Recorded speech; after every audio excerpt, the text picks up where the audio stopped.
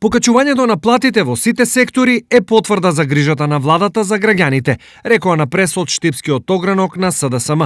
Обезбедивме законски утврдена минимална плата од 14.500 денари во сите сектори без исклучок.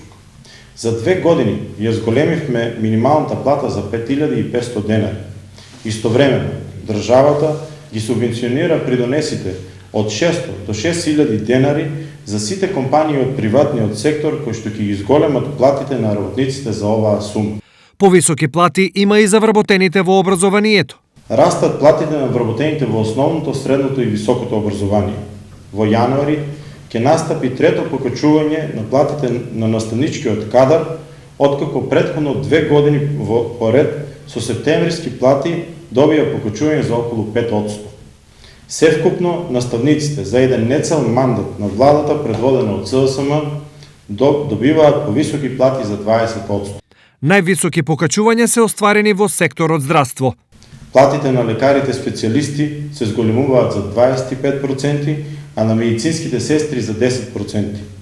Кумулативно, заедно со сите други зголемувања од 2018 наваму, основната плата на лекарот специјалист ја зголемивме за 40%, а на медицинските сестри помеѓу 20 и 23%. Растат само бројките на статистичките податоци, не и реалните примања на граѓаните, возвратија од ВМРО ДПМН.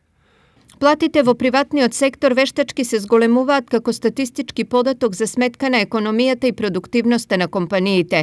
Платите во јавниот сектор ги зголемија како резултат на огромните кредити, кои оваа влада на дневна основа ги зема од меѓународните кредиторски организации, а граѓаните се оние кои ќе го плаќаат долгот и каматите. Значи, финансискиот круг кој го прави СДС води само до ослабнување на економијата и државниот буџет, а ќе резултира со инфлација и пораст на цените. Очигледен е подкупот кој се врши непосредно пред изборите, а се поприсутна е паниката која влада е во редовите на владеачката партија. Стои во писмената реакција од ВМРО ДПМН.